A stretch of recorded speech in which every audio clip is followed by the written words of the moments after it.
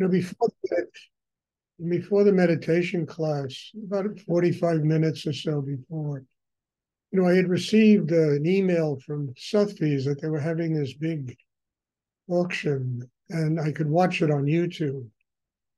And I turned it on, and I'm sitting there and watching people literally spending $30 million, $120 million for works of art.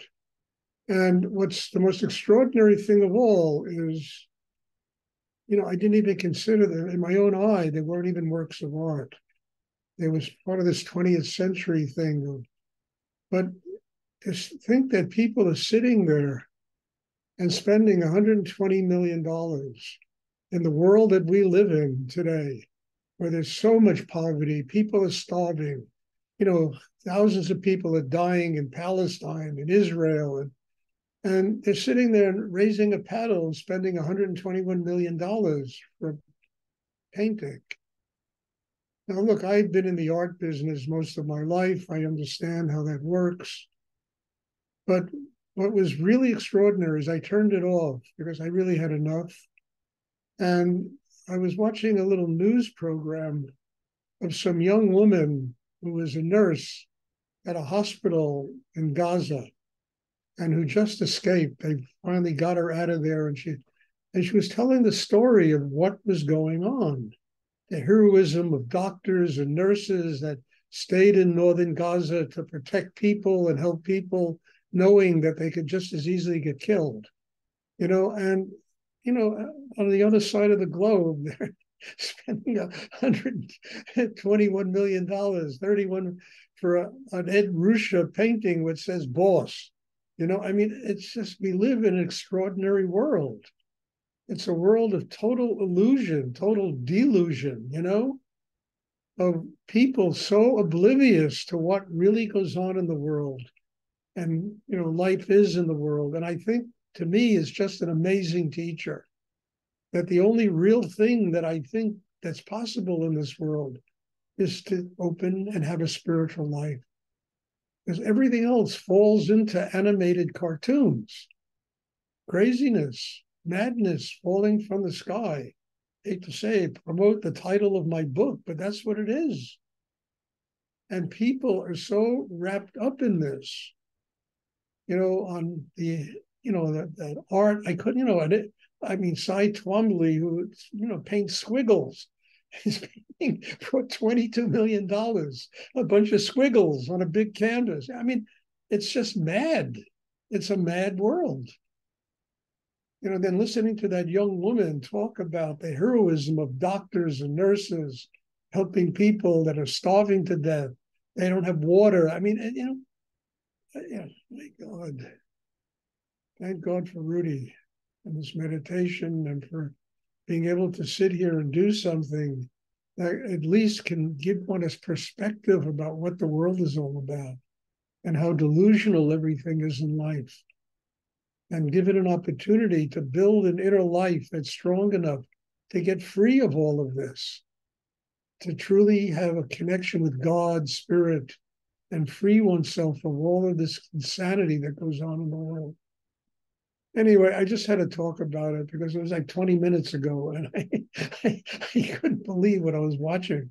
And then that young girl right after, talking about having escaped Gaza and talking about the heroism of the doctors and the nurses that refused to leave because they had patients, that needed to be taken care of. Extraordinary, There's nobility of soul.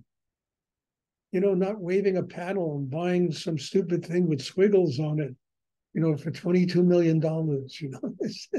It's absurd. It's completely insane. Anyway, we'll have a meditation class,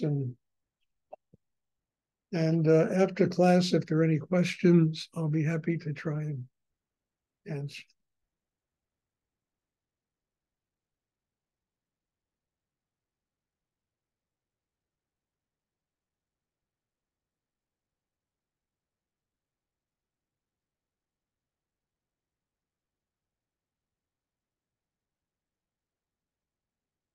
Does anyone have a question?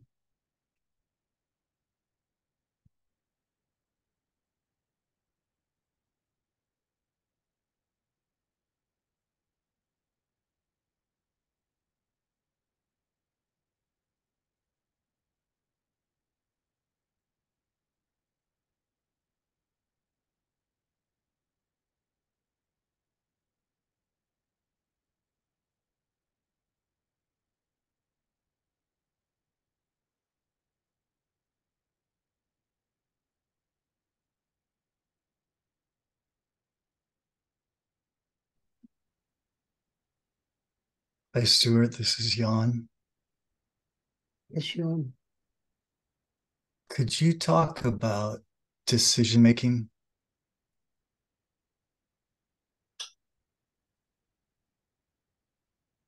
Yeah, I think it's something I talk about all the time.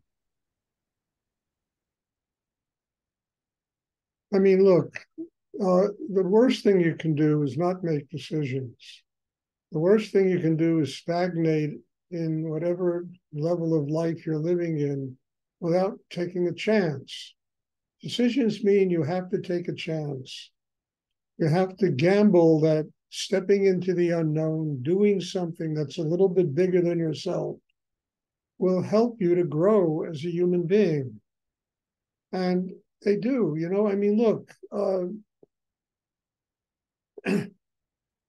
everyone makes mistakes. Everyone has problems with, making decisions because it means usually some kind of change in somebody's life. Better to make mistakes and learn from them and grow because of them than to live in a stagnant pond of water. Better to open and take chances in life, than to allow one's life to become sedentary. And decisions are about that. And often they can be made with a lot of background and research and intelligence and that kind of thing. And sometimes they have to be a chance we have to take in order to, really transform and change our lives. Whatever it is, it's a decision that is essential because without making decisions, life becomes stagnant. There's no change, there's no adventure, there's no excitement going beyond oneself. There's no need to really connect with a spiritual force that can help one deal with the decisions that we make. And decisions are so, I mean, I always kid around. I mean, you go to a pharmacy and you want to get, or a health food store, wherever you go, to get toothpaste, and you want a new brand of toothpaste. Sometimes you can stand there for a half hour. Should it be this one? Should it be that one? Should it be the other one? And you waste time. And instead of saying, okay, I'll buy this one and try it. If it doesn't work, I can just throw it away and get another one. Taking a chance, even on the most basic levels. We do that with shampoo, with soap, with, so many things, and friends that we have. Should we, shouldn't we? And the fear is that that everybody somehow deeply inside them has to be perfect. I mean, it's almost like kind of drilled into us from the time we're born that we have to be perfect. And that perfection is like a disease. It keeps people from really making decisions. It keeps people from moving forward in life because they're afraid that they're going to do something wrong. They do something, that they shouldn't do. If you make a decision and you hurt somebody or you insult somebody in the decision, apologize. Just go up to them and say, look, I apologize. I tried to do something. I didn't mean to hurt you. I didn't mean to insult you, so that at least you learn that, how to apologize, how to say to somebody, I'm sorry. But no matter what goes on in life, we're always forced into making decisions. And decisions are not unhealthy, they're healthy. Even if they're the wrong decision, it's better than no decision. And the incredible thing is that you learn and you grow. And then decisions are not just decisions, they become conscious decisions. Through experience, we develop consciousness about how to act with people, how to function every day, how to choose things in life that really benefit us as human beings. But that comes with making mistakes, learning from life. We develop the ability to make conscious decisions.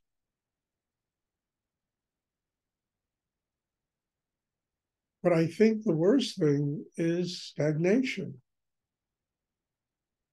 Safety, the safety net that we create, that we live behind and we think is protecting us against life, and it really doesn't. The only thing that can ever protect us in life is a connection with God. Spiritual life is the best protection. Openness, love, consciousness is the best protection. And nobody is going to get through life without making one or two or three or 10 or 50 bad decisions. But they're not really, they're just there to teach us about ourselves and how we have to learn to function more consciously. I mean, I always I've told that story a million times, but it's kind of a good story, where when I first opened my gallery in New York, I was open for about 2 weeks, and somebody brought in this Chinese statue, actually, of a Lohan, of a teacher. Told me it was, 17th century, and I looked at it. I bought it. It cost me like $200. This was back around 1980, and I showed it to friends of mine who were dealers. I showed it to collectors, and everybody told me it was fake. Well, instead of getting upset, really getting upset that I made this mistake, I said, it's one of the best investments I've ever made in my life. I stuck it on my desk. Every time I had to buy a work of art, I would look at that fake sculpture, and I said, Stuart, do it more consciously. That $200 investment probably saved me hundreds of thousands of dollars. It was a mistake. But it was a mistake that instead of getting upset and angry and going out and killing the person for doing that, I just said, okay, what am I going to learn from this? What is it going to teach me? And I'll never forget, this is really incredible story. I had a sculpture that was a beautiful 14th century Tibetan sculpture of Milarepa, just beautiful quality, handled by the best dealers in the world. And it came to me through a friend of mine. We bought it in partnership. And I sold it. I called up a client of mine and I sold it to her, sent her a picture of it, and I sold it to her. And she calls me up a week later and told me that this guy, he was a very famous guy who wrote a lot of books on Himalayan art, told her it was fake. And I told her, no, it's not fake. I told her who handled it, where it came from, the provenance. I said, this is not fake. I said, all he's trying to do is keep me from doing business with you. That's all this is about. It's not fake. She said, oh, Stuart, he's not going to put it in the book he's writing about my collection, that I'm going to donate to the museum. She told me all this stuff. I said, okay, well, I'll take it back, but I'm not going to refund your money. I said, you're going to have to buy something else because that statue is absolutely real. So I got the statue back. Anyway, I went to Europe, where she lived in Europe, this person, and I went to Europe and I went to visit her. She was a good friend of mine, and I sold her another statue. And in her collection, there was that Lohan, the one that I had that was fake, that she bought from the guy who was telling her that my statue was fake. And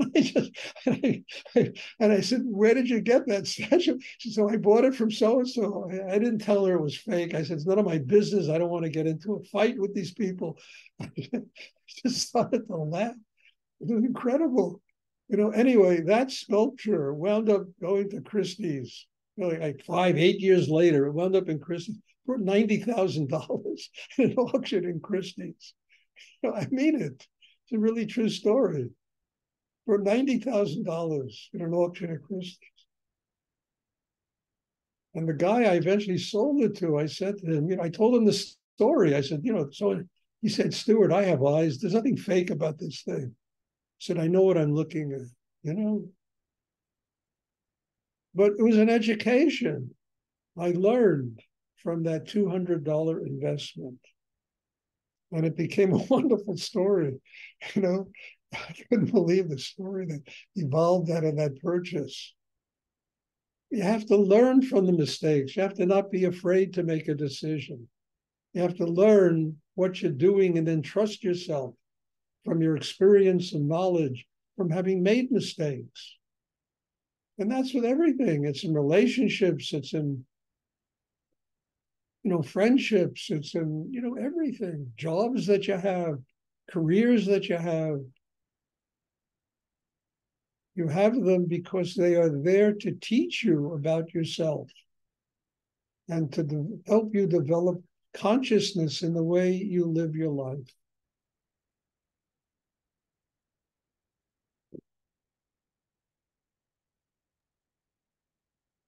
Thank you, Stuart. You're welcome.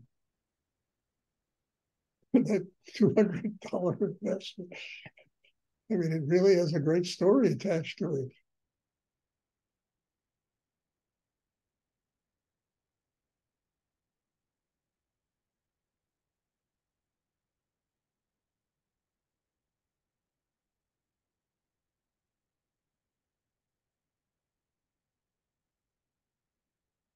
Does anyone else have a question they would like to ask?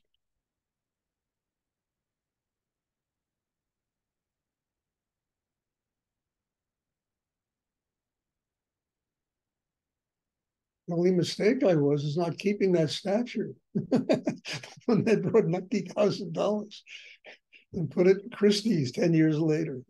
That's the biggest mistake I made. And I learned from that too. I really learned.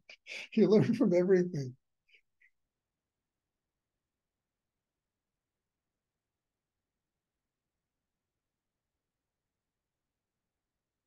Does anyone else have a question they would like to ask?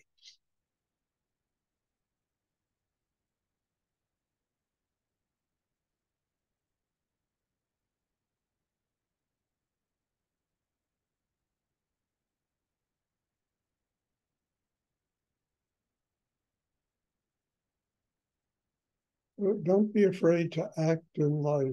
Don't be afraid to take a chance. And more important than anything else, learn from your actions. Learn to build intelligence and consciousness and how to function in the world. And that's what it's all for. And learn that ultimately it's all an illusion anyway. you know.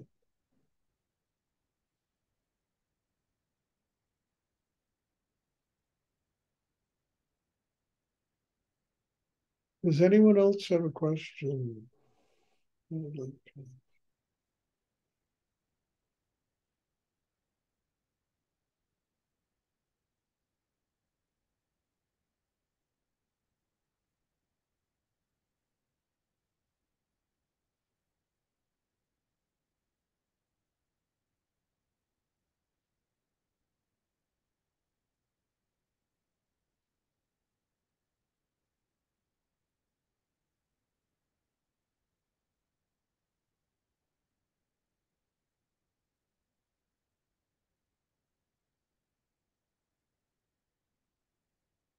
Okay, if there are no more questions, thank you.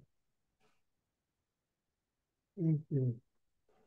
It's wonderful to be able to have so many people living in my heart, so many people that I'm willing to share my life with and all the things I've been through in my life. So God bless you all. And I hope you're learning as much from this as I'm learning from doing these classes and God bless everybody. And there'll be a class tomorrow evening. And I'm looking forward to seeing you. Thank you. Yes. All right. Thank you. Good Thank night. you. Bye. Thank you.